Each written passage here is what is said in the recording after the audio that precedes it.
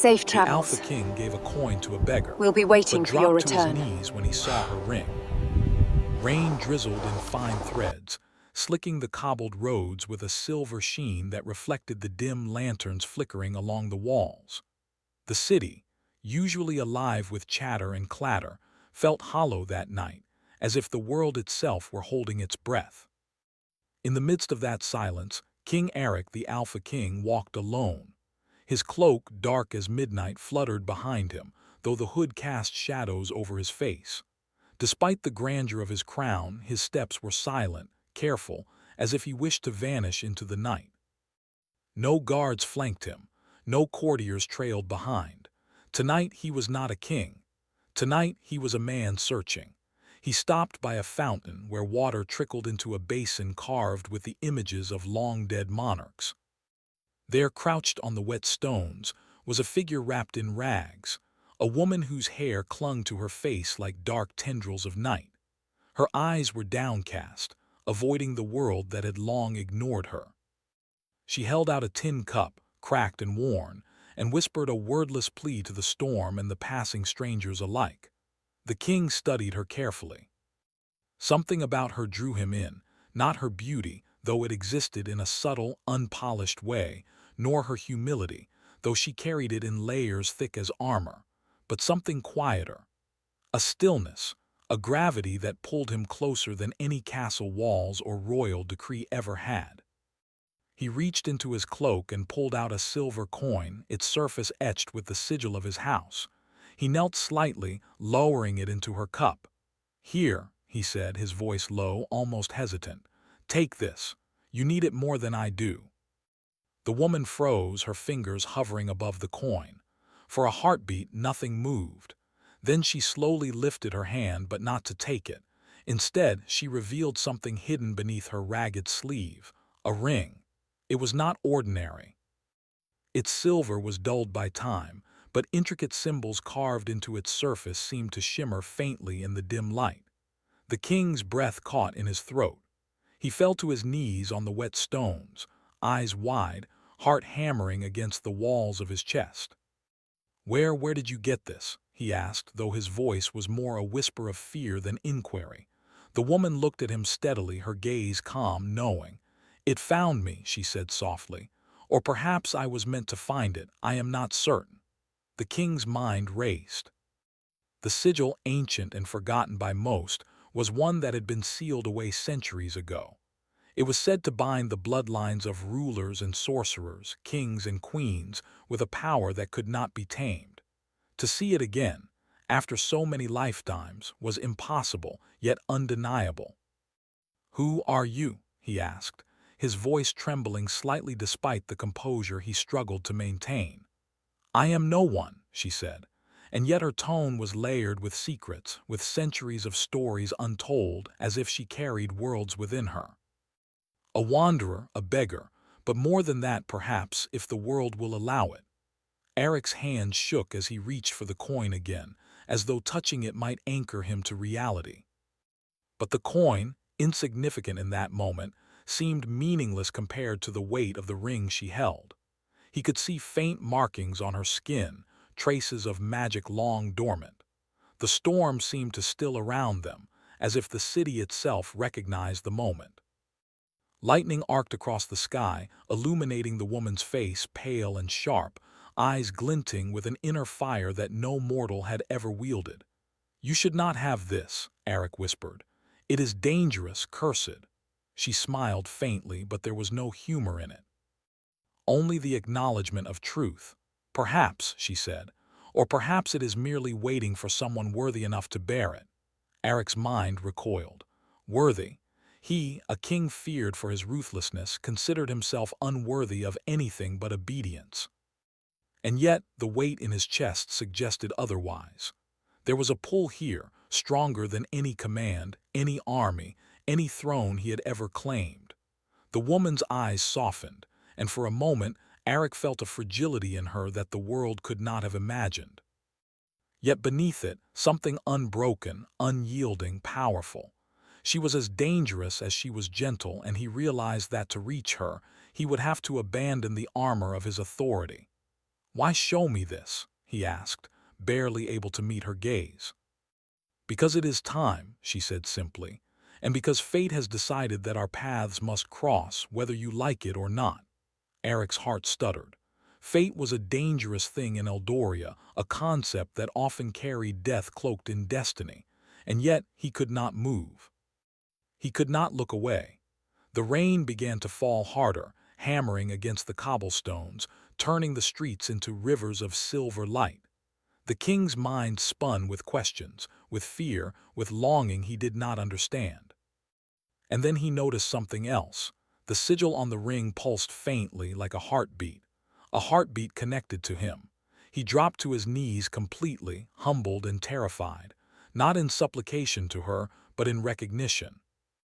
Recognition of the power she carried, the magic that could shift empires, and the ancient curse that had waited patiently for centuries. "You," he whispered, "you carry the mark of the lost bloodline." She looked at him steadily, as though she had expected him to speak this truth. "And you carry the weight of the throne," she said softly.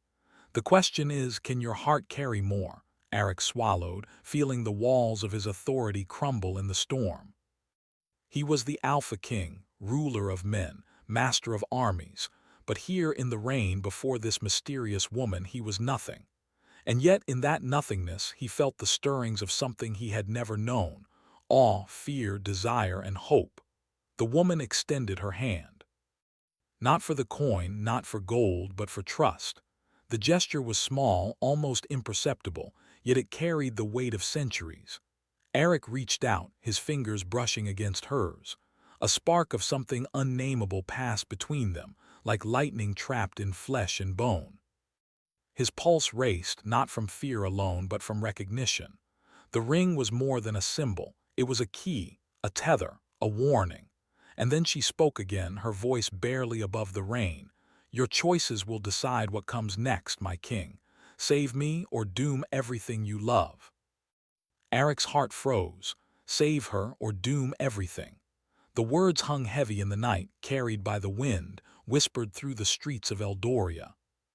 He realized, with a dread that settled like a stone in his stomach, that the kingdom he ruled, the crown he wore, and the people he swore to protect were all now bound to this moment, to this woman, to the ring that pulsed with forgotten magic.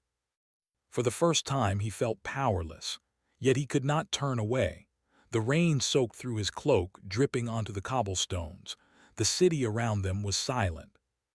And in that silence a story began, one of curses and kings, of lost bloodlines and impossible choices, of longing that could not be named. Eric remained on his knees, staring at the ring, at the woman who held it, at the storm that seemed to bend around them. And in the distance, beyond the flickering lanterns and the narrow alleys, a shadow moved, silent, watching, waiting. It was a reminder that fate was never idle, that curses did not die quietly, and that history had a way of returning to those who thought it forgotten. The woman straightened, her eyes meeting his. "Will you follow, or will you remain a king who fears his own heart?" Eric's chest tightened. He wanted to speak, to declare his choice, but no words came. Only a pulse of electricity, a shiver of destiny, and the knowledge that the world had shifted forever. The coin he had intended to give her now lay forgotten on the wet stones. It no longer mattered. The ring mattered. She mattered. And in that moment, Eric realized that this chance encounter, one small act of charity, had become the hinge upon which the future of Eldoria would turn. He reached for her hand again, fully this time, and in doing so made a silent promise that whatever came, whatever curses or shadows awaited, he would face them. Not as a king ruling from his throne, but as a man kneeling before the storm, before the magic, before the woman who had unknowingly captured his heart. And in that stormlit street, as the rain fell harder and the wind whispered secrets through the alleyways, the future began to unfold, wild, uncertain, and utterly inescapable. The palace of Eldoria rose like a jagged crown over the city, its stone walls glinting pale under the morning sun. Despite its beauty, it was a fortress of whispers, of secrets that stretched through corridors as long and dark as the river that ran beneath its foundations. King Eric walked those corridors, his steps echoing against the stone floors. The encounter with the beggar woman lingered in his mind like smoke. Her eyes, the ring, the prophecy, it all pressed against his chest, and he could not shake the feeling that the city, the kingdom, and perhaps even his own soul had shifted in the hours since the rain. He reached the inner courtyard, where guards trained with swords glinting in the sunlight. They did not notice the tension in his posture, the quiet shadow in his gaze. Eric was a king used to control, yet control had abandoned him the night before, and it would not return until he faced the unknown that had stepped into his life. He summoned a carriage and instructed that the beggar woman be brought to the palace. Some would have mocked him for showing concern for a pauper, but Eric did not care. He did not understand why she mattered, yet he knew she did. Hours later she arrived. The guards lifted her from the cart, her rags soaked from the rain-soaked streets, but her eyes were calm, unbowed. She moved with a quiet dignity that surprised the soldiers, as if the mud on her clothes could not touch the fire that burned within her. Eric waited at the top of the grand staircase. His gaze fell upon her as she climbed the steps, ring still glinting faintly on her finger. "You are not what I expected," he said softly, when she stood before him. "I am what I am," she replied, her voice steady. "Expectations are dangerous things, my king. They blind you to truth." Eric studied her, and in the silent exchange he saw both defiance and vulnerability. She was a mystery wrapped in shadows, a flame trapped inside the walls of the world, and yet he could not look away. The palace seemed to hold its breath as he gestured for her to follow him.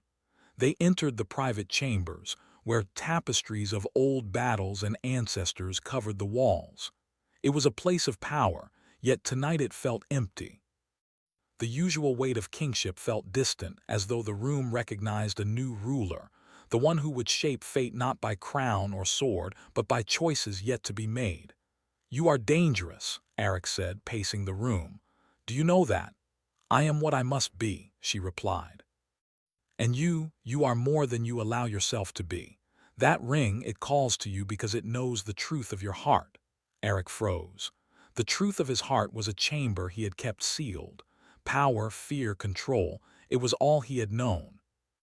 Yet standing before this beggar, this woman who carried the mark of forgotten bloodlines, he felt the walls of that chamber tremble. "What do you want from me?" he asked, his voice low. "Not from you," she said. "For you." Her words lingered in the air, soft as silk but sharp as a blade. For a moment they simply regarded one another, each measuring the other, each aware of forces beyond themselves. The calm did not last. A sudden scream shattered the quiet. Eric grabbed her hand instinctively, pulling her to safety as a shadow streaked through the window. A figure in dark robes, its face hidden, moved with unnatural speed across the courtyard. "Guards!" Eric roared, but the figure had vanished into the alleyways before they could reach it. The woman remained calm. "They are shadows," she said. "Spirits bound to those who once sought the crown through dark means. They test you." Eric turned to her, disbelief and awe warring in his gaze. "Test me? Yes, they will not harm you if you understand their purpose, but fail and they will consume more than your life." The king's chest tightened. Every battle he had fought, every army he had led, every enemy he had defeated, it all seemed small compared to the power that lingered in this woman's presence. And yet, he could not dismiss the surge of trust he felt. For some reason, he believed her. Over the next hours, she guided him through the palace, showing secret doors and forgotten corridors, places where magic lingered like dust in the air. The ring pulsed faintly whenever they passed certain spots, as if recognizing old allies and old enemies alike. "I have been cursed to wander," she explained quietly, "to walk between worlds, to live in shadows and light. The ring, it is my anchor, and now it is yours." Eric absorbed her words, cursed yet unbroken, a beggar yet regal in presence. She was a contradiction he could not untangle, and beneath the tension something more grew, something unspoken, fragile, dangerous. They stopped at a balcony overlooking the city. The river gleamed like molten silver, and the spires of Eldoria rose in shadow against the evening sky. "You are not afraid of me?" she asked. "I am," he admitted, "but not for the reasons you think." She tilted her head, curious. "Explain." "I am afraid of what I feel," he said. "Of being drawn to someone I do not understand. Of being powerless in ways I have never known. And yet I cannot turn away." She studied him, and in her gaze he saw something rare, a mirror of his own longing, a reflection of his hidden fear, and perhaps the spark of trust. Night fell, and with it came whispers through the corridors. Eric felt them first, faint, ghostly voices speaking in languages long dead. He drew closer to the woman instinctively. "They are testing you," she said, placing a hand lightly on his arm. "Not with swords, not with fire, but with truth. You must see yourself as you are, not as the world tells you to be." He nodded, unable to speak. Her touch burned, not in pain, but in awakening. Every instinct in his body, every lesson of leadership and control, battled with the unfamiliar pull in his chest. He had faced armies, storms, betrayal, and death. Yet this was different. A loud crash from the courtyard broke the tension. The shadowed figure from earlier had returned, moving like smoke along the walls, faster than any man or beast. The guards surged forward, but the figure vanished again before they could reach it. "They will not give up," the woman said. "Nor will they stop until the ring is returned to the darkness it was taken from. You must protect it and her." Eric stared at her. "And if I fail," she met his gaze, steady and unwavering, "then all that you love will burn. But if you succeed, if you trust, if you choose to fight with both courage and heart, there may be a chance to undo centuries of pain." The weight of her words settled over him like a mantle. He realized that the throne, the kingdom, and the armies were secondary. The true test was his heart, whether he could rise above fear, pride, and destiny to stand beside someone who had no claim to loyalty but had seized it all the same. For hours, they trained in secret. The woman taught him ways to sense the shadows, to anticipate movements beyond sight. Eric, though a king, found himself humbled by her knowledge, by the intuition she wielded effortlessly. Every lesson was a revelation, every glance a spark of connection. By the time the moon rose high over Eldoria, the city below quiet and unaware, a fragile trust had formed between them. They were allies now, bound not by blood or oath, but by necessity and perhaps by something deeper, though neither could name it. "Tomorrow," she said softly, "we face them again. But tonight, remember this. Power is not only in the crown. It is in the choices you make, in the courage to stand where you are most afraid." Eric nodded, feeling the truth of her words resonate deep within him. For the first time in years, he felt the weight of possibility, the thrill of hope, and the tremor of something entirely new. Yet even as they spoke, a shadow lingered outside the balcony unseen, silent, watching, waiting. The beggar woman, unaware of the figure in the darkness, turned to Eric with a faint smile. "Rest, my king. Tomorrow the shadows will test more than your skill. They will test your heart." Eric felt a shiver crawl up his spine. He could not sleep, could not still his thoughts. The city, the palace, the ring, the woman, they were all threads in a tapestry he had not yet learned to read.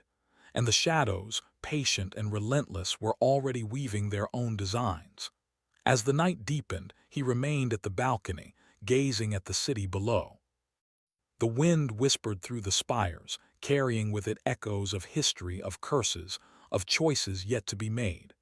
And in that moment he realized that his life, the kingdom, his power, even his crown, was no longer entirely his own.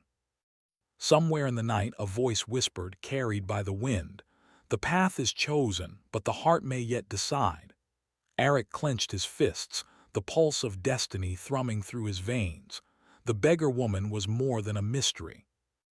She was a reckoning, a key, a challenge, and perhaps the only hope he had ever truly known.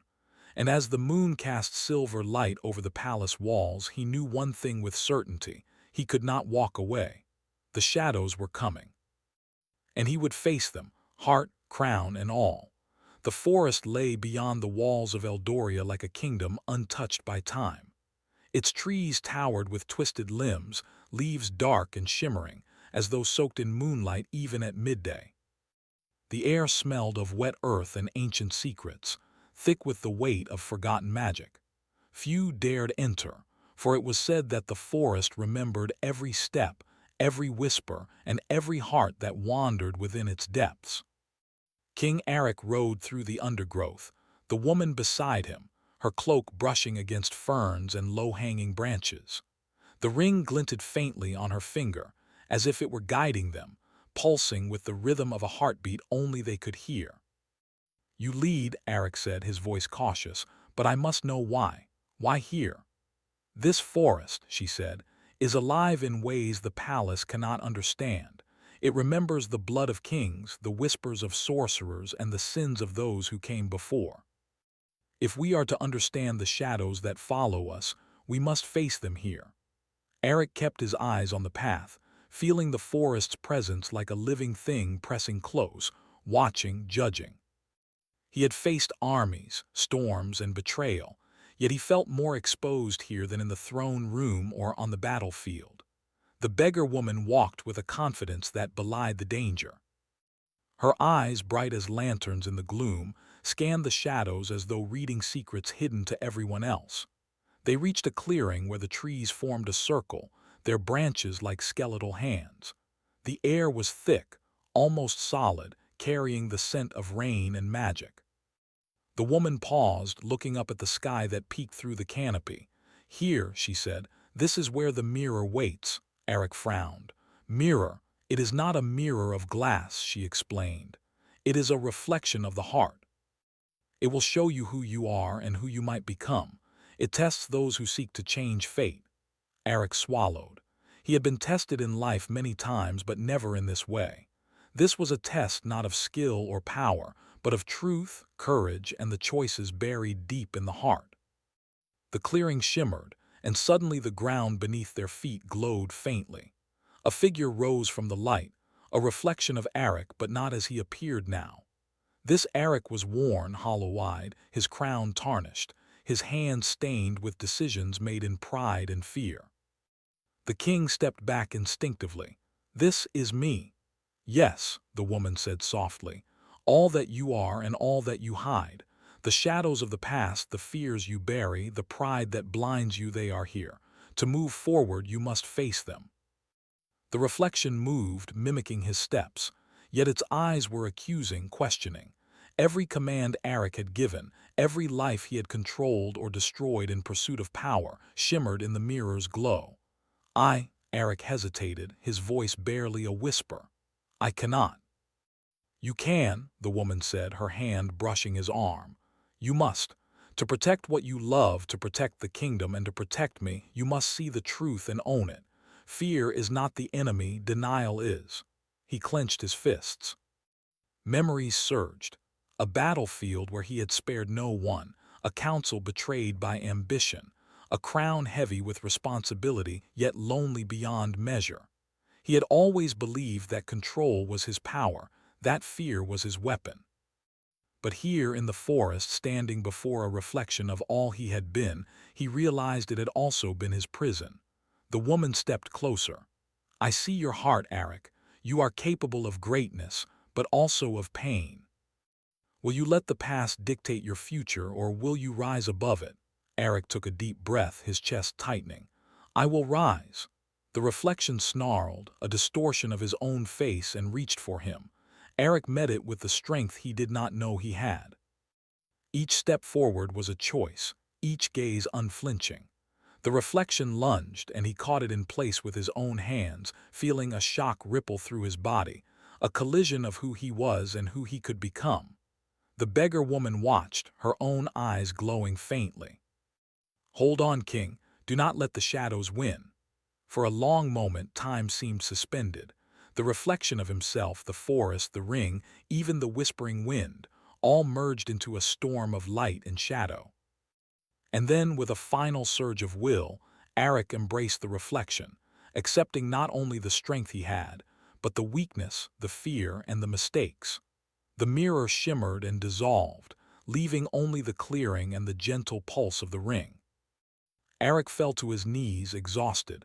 It is done. For now, she said, offering him a hand.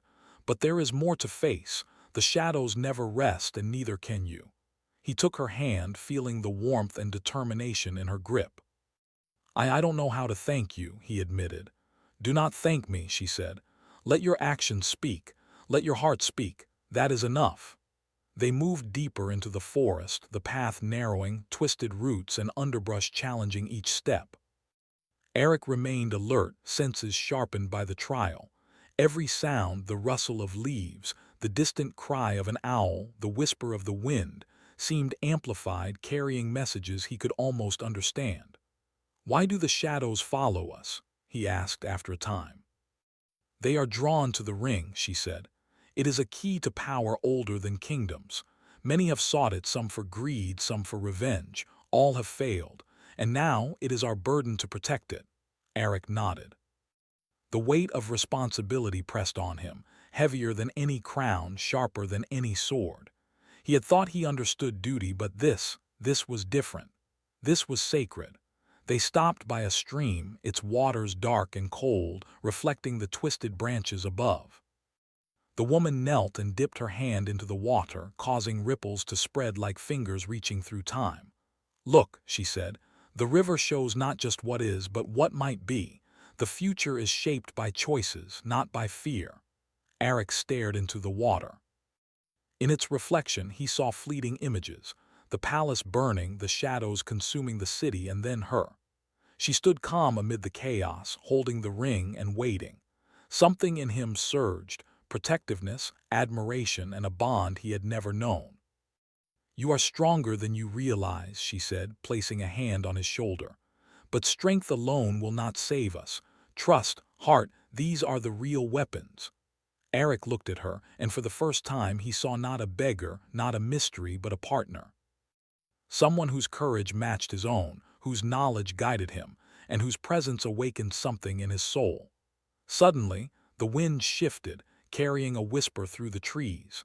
Eric tensed, hand on his sword, but the woman merely closed her eyes, listening.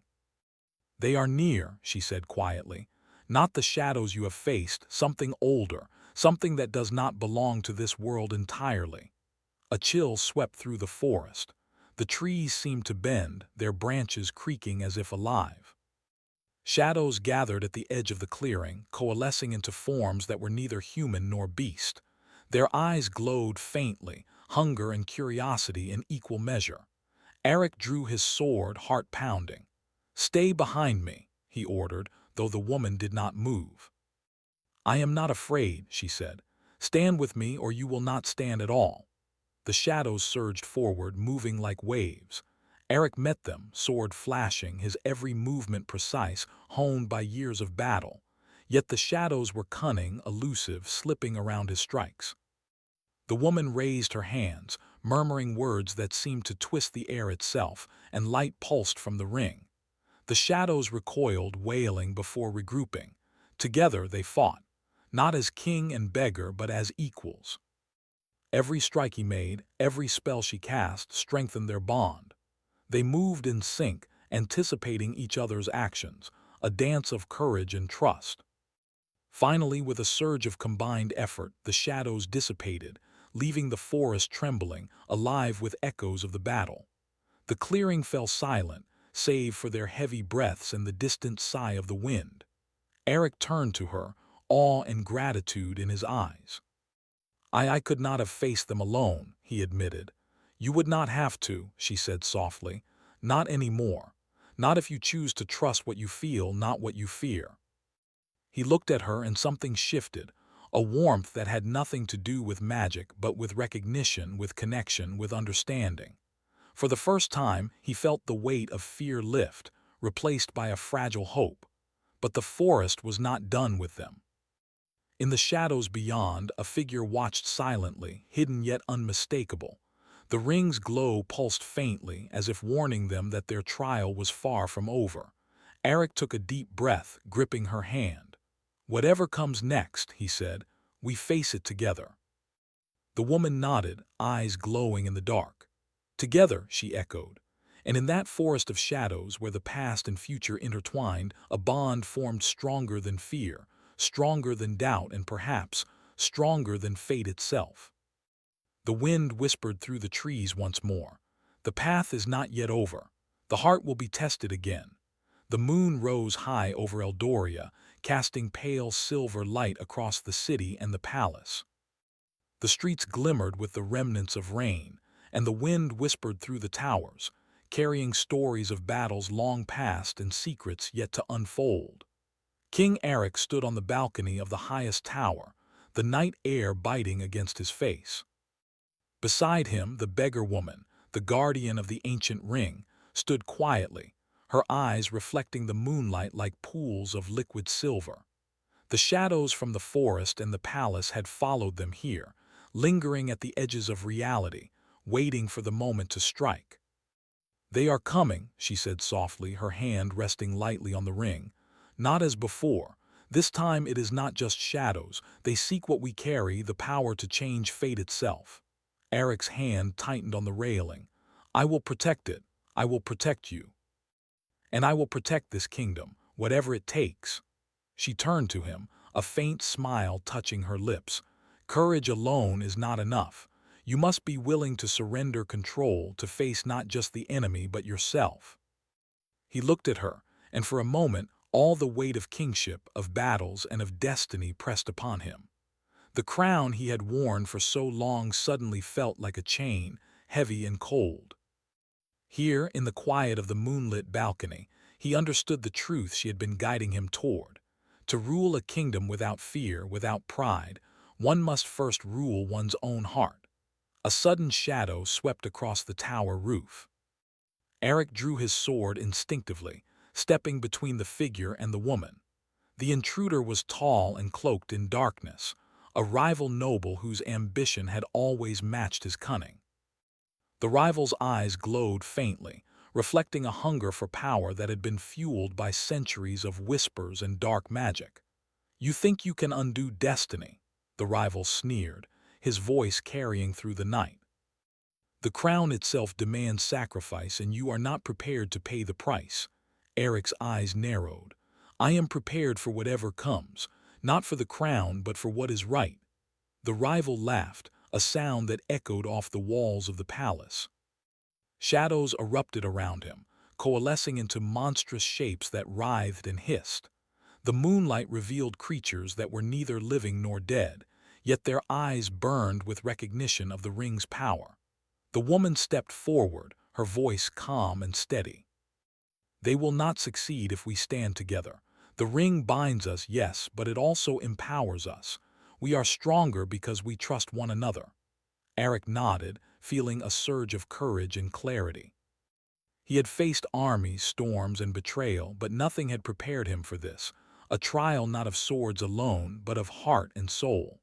The rival attacked first, rushing with a speed that seemed impossible. Eric met him with his sword, steel clashing against steel. Sparks flew and the sound of metal echoed across the towers.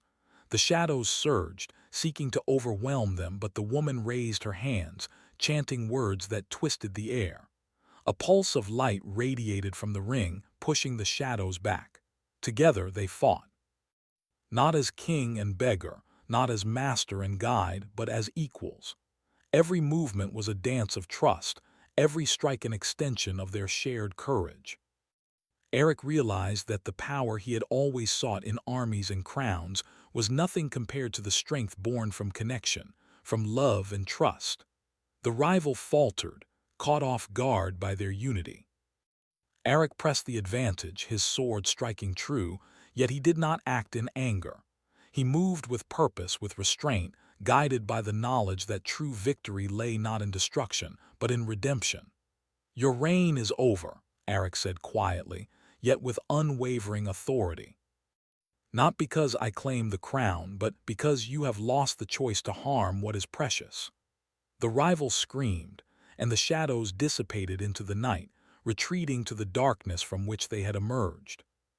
The moonlight revealed the clearing of the tower, bathed in a calm silence that felt like a reward for courage and truth. Eric lowered his sword, breathing heavily, and turned to the woman. "It is done," he said. "For now," she replied, smiling. "The ring's power is not gone. It is a living thing, and it will always seek balance. But you have proven yourself worthy, not of control, but of trust."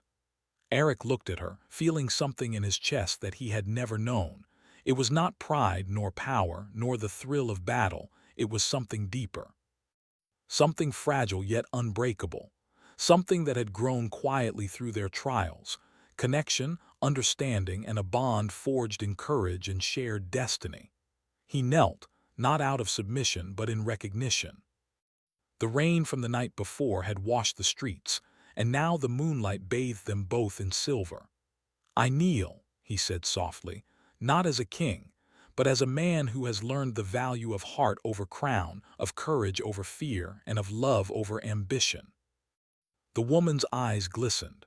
"And I see you, Eric, not the king the world expects, but the man you truly are. That is more powerful than any crown, any army, any magic." Eric reached for her hand. Their fingers brushed, and the ring pulsed between them like a heartbeat. It was a quiet acknowledgement of the trials they had faced together, of the trust they had built, and of the love that had grown without words, without hurry, but with certainty. "Whatever comes next," he said, his voice steady, "we face it together." "Together," she echoed. The moon rose higher and the night was still. For the first time the city seemed calm, as though acknowledging that the battle was won, not through force alone, but through courage, understanding, and heart. Yet even in the calm, the ring glimmered faintly. It was a reminder that magic, like life, was never simple, never finished. Shadows might return and challenges might arise. But Eric no longer feared them, for he understood that strength was not measured by the sword or the crown, but by the choices one made and the courage to embrace them. In the days that followed, the kingdom noticed a change in their king. Eric ruled with wisdom tempered by heart, strength balanced with compassion. The palace, once a place of whispers and fear, became a place of guidance and hope. The woman, no longer a beggar, but a guardian and equal, stood at his side, advising, guiding, and sharing in the responsibility that once weighed solely on his shoulders. Their bond was quiet, unspoken at times, yet unmistakable in every glance, every gesture, every moment of trust. One evening, as the sun set over Eldoria, painting the sky in hues of gold and crimson, Eric and the woman stood on the balcony, looking over the city. The wind was gentle, carrying the scent of flowers and fresh rain. "You have changed me," he said, his voice soft. "And you have changed me," she replied. "Together we have shaped something stronger than magic or bloodlines. We have shaped hope." Eric turned to her, the memories of trials, battles, and fear lingering but no longer controlling him. "No matter what comes," he said, "I will not kneel in fear again, only in respect and in gratitude for what we have endured together." She smiled, her hand finding his. The ring pulsed faintly, as if affirming their union, their courage, and the bond that had emerged through fire, shadow, and trial. In the distance, the city glimmered under the moonlight, alive with stories yet to be told, with lives shaped by courage, trust, and heart. The shadows of the past remained, but they no longer threatened. Not because they were gone, but because the king and the woman had faced them together, and emerged stronger, wiser, and unbroken. Eric took a deep breath, feeling the cool night air fill his lungs. For the first time in his life, he felt complete, not as a king defined by power or conquest, but as a man defined by courage, compassion, and love. The woman squeezed his hand gently. "The path is never fully clear," she said, "but the heart will always guide those who choose to trust it." He looked at her, and in her eyes he saw a future not dictated by curses or crowns, but by choice, courage, and connection. He smiled, the first genuine smile he had allowed himself in years. "Then let us walk it together," he said. "Together," she confirmed. And so, under the moonlit sky of Eldoria, a king and the woman who had once been a beggar stood side by side. Shadows might rise, challenges might come, but their hearts had been tested and tempered, their bond unbreakable. The ring no longer bound them in fear, but in strength, trust, and the promise of a future shaped by courage and love. For the first time, the kingdom and its king knew what it truly meant to be free. The wind whispered through the towers one final time. The heart chooses its path, and it has chosen wisely.